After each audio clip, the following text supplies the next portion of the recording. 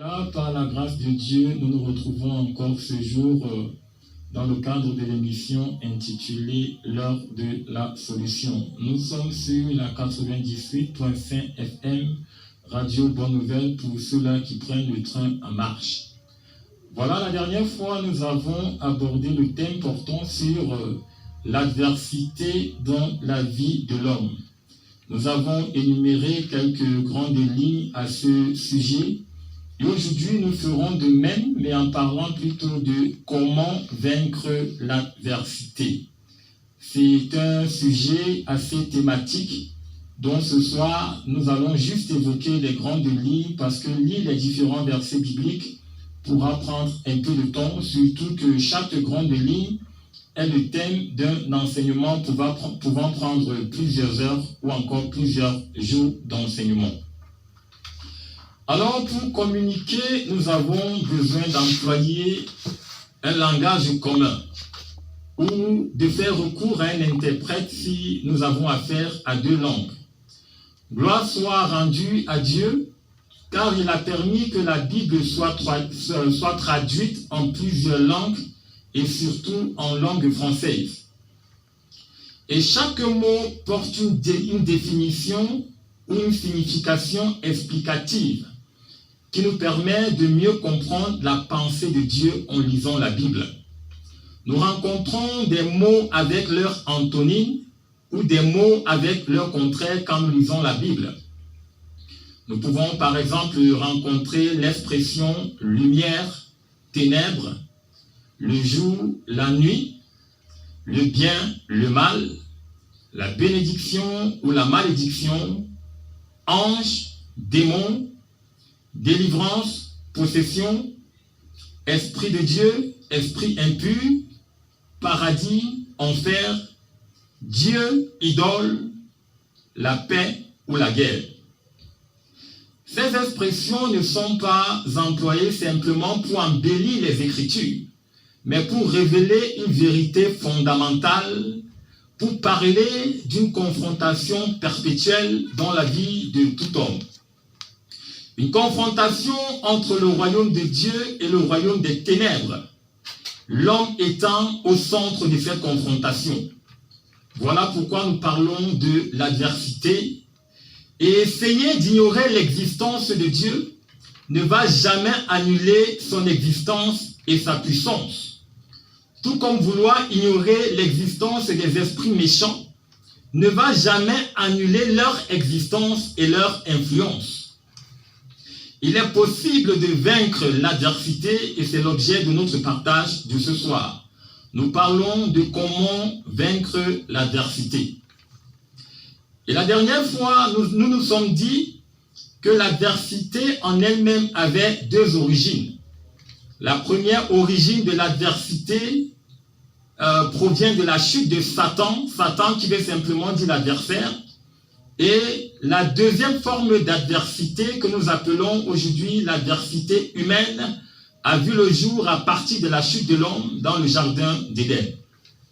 Donc voilà, ce soir nous parlerons de comment vaincre l'adversité spirituelle et comment vaincre l'adversité humaine.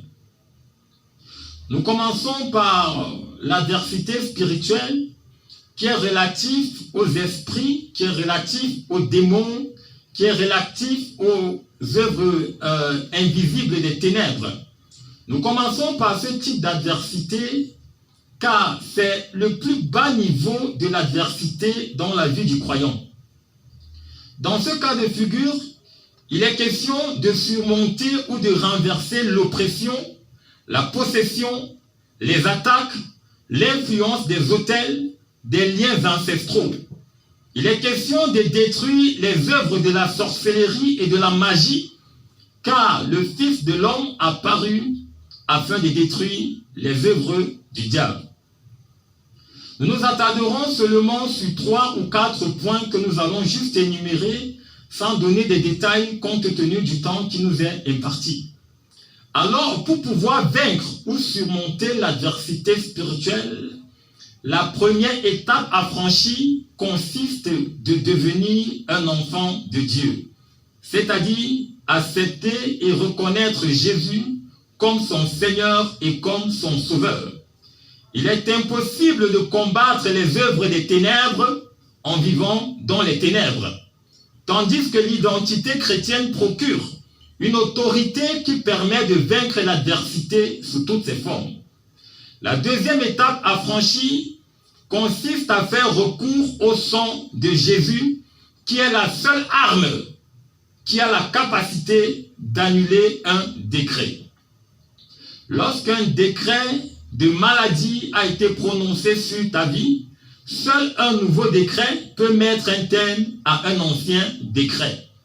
Et à ce moment, il sera assez aisé de dire, par le sang de Jésus, j'annule tout décret de maladie, j'annule tout décret de mort précoce dans chaque domaine de ta vie au nom de Jésus. C'est aussi simple. La troisième étape à franchir consiste à faire recours à l'autorité du nom de Jésus.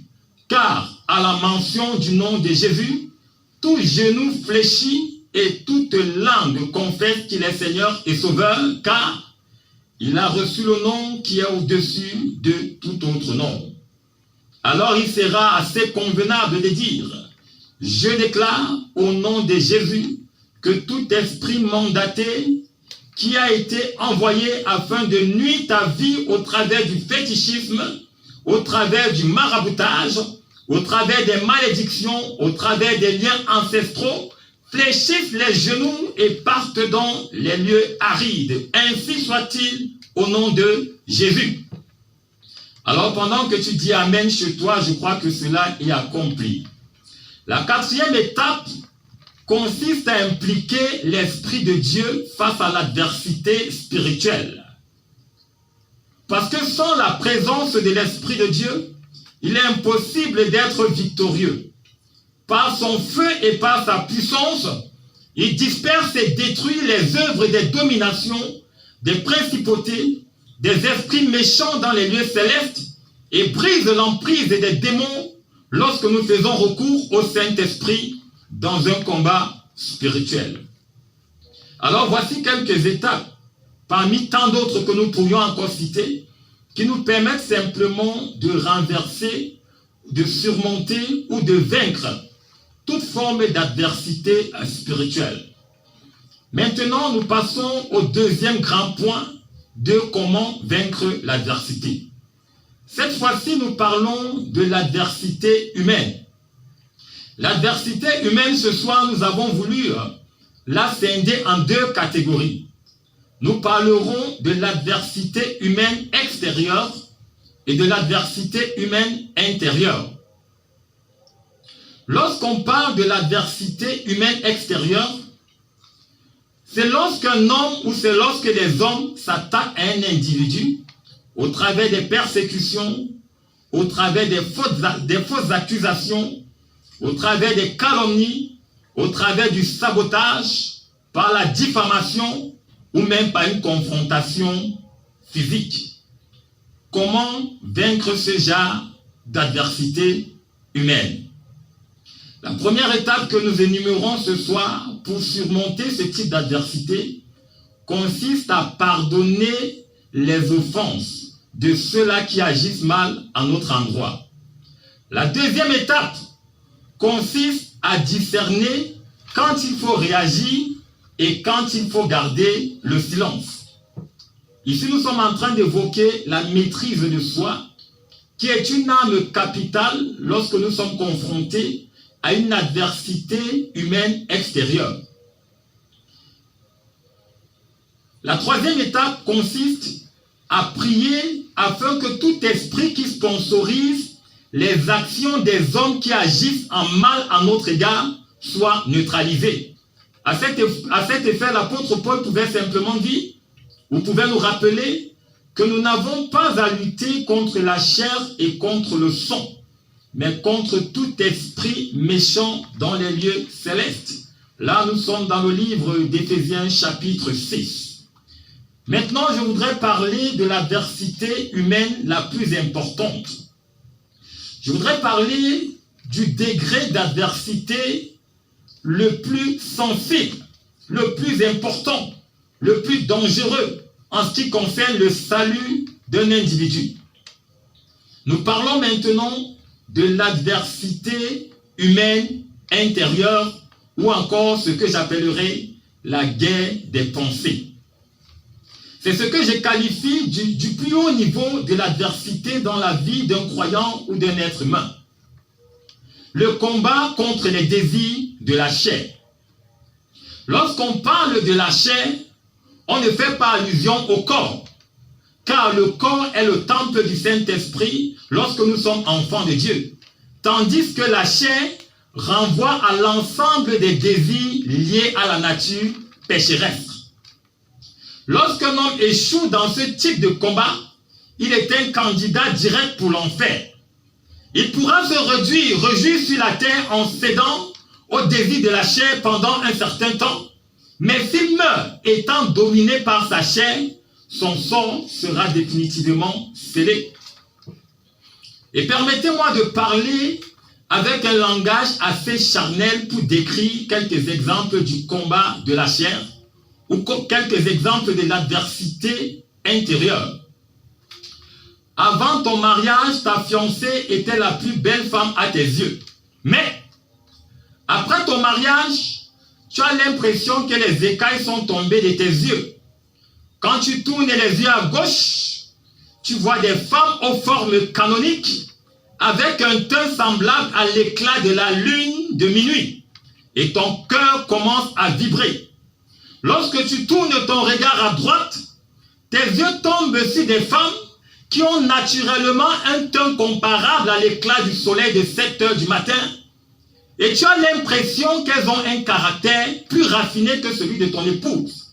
Alors tu te poses la question de savoir si tu peux te permettre de franchir un tout petit peu les limites des interdits de ton foyer. C'est à ce moment que l'adversité intérieure se déclenche.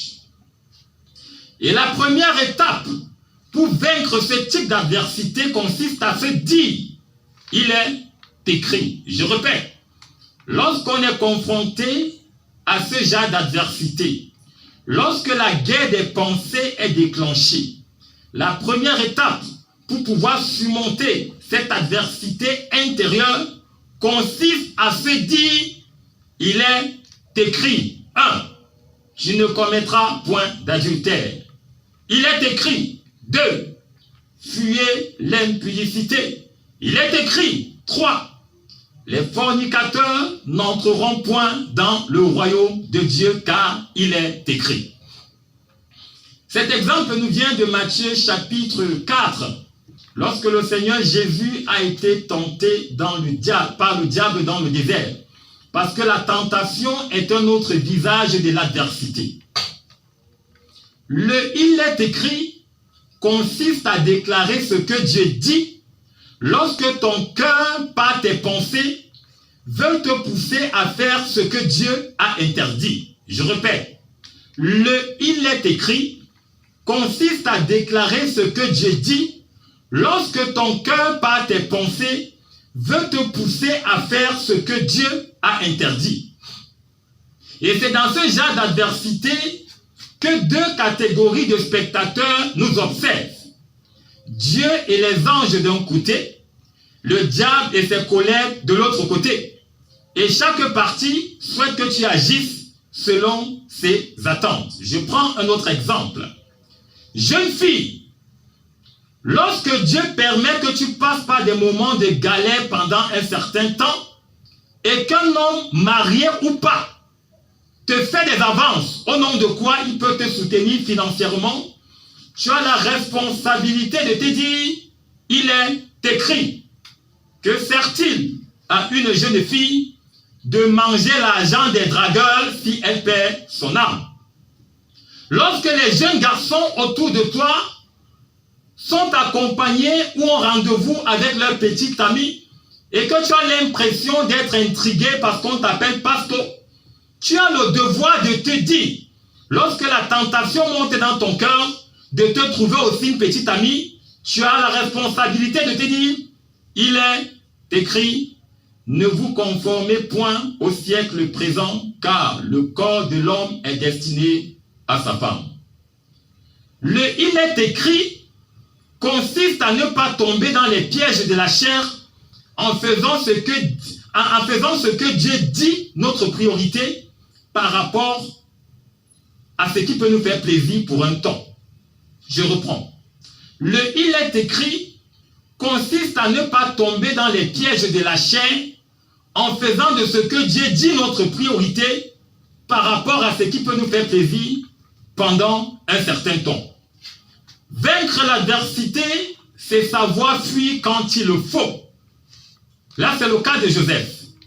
Vaincre l'adversité, c'est savoir résister quand il le faut. C'est le cas de Jésus. Vaincre l'adversité, c'est savoir supporter quand il le faut. C'est ce que Pierre et Jacques nous recommandent dans leurs écrits. Vaincre l'adversité, c'est faire les prières quand et comme il le faut. Vaincre l'adversité, c'est se servir de son identité, associée à son autorité en Christ pour ne pas réagir en fonction de ce que les hommes font contre nous. Vaincre l'adversité, c'est impliquer Dieu dans nos combats. Le deuxième élément que nous voulons aborder ce soir, qui permet de vaincre l'adversité intérieure, c'est le jeûne et la prière. Le jeûne fait l'objet d'un grand enseignement, mais nous allons simplement l'évoquer de façon superficielle. Le jeûne peut se définir comme étant un moment de privation charnelle et de consécration spirituelle. L'apôtre Paul pouvait encore dire « Je tiens à assujettir ma chair de peur qu'après avoir prêché aux autres, je sois rejeté à la fin. » Et Jésus sur la montagne pouvait dire à ses disciples « Levez-vous et priez afin de ne pas tomber en tentation. » Nous sommes dans le livre de Luc chapitre 22, le verset 46.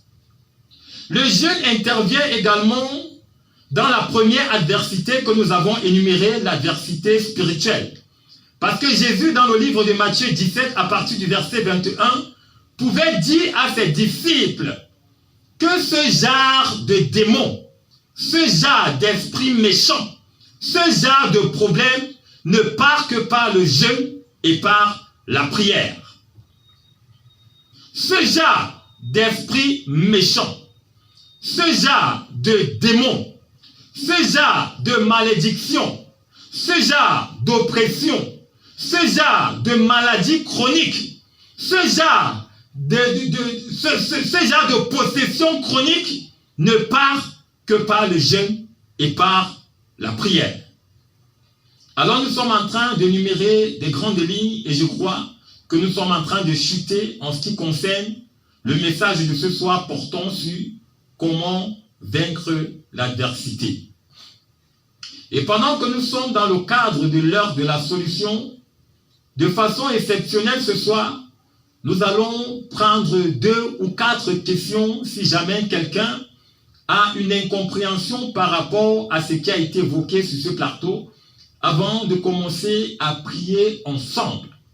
Mais déjà, nous pouvons récapituler en disant qu'il existe plusieurs catégories d'adversité, que ce soit nous avons reparti en 2 grands groupes. On a énuméré l'adversité spirituelle, qui est le combat que nous menons contre les esprits méchants, contre les dominations, contre les principautés, contre les démons et tout ce que cela comporte. Et la deuxième catégorie de l'adversité est relative à l'adversité humaine qui a pris naissance dès la chute de l'homme dans le jardin d'Éden. Et nous avons dit également que l'adversité humaine a 2 sous-branches. Nous avons premièrement parlé de l'adversité humaine extérieure et de l'adversité humaine intérieure.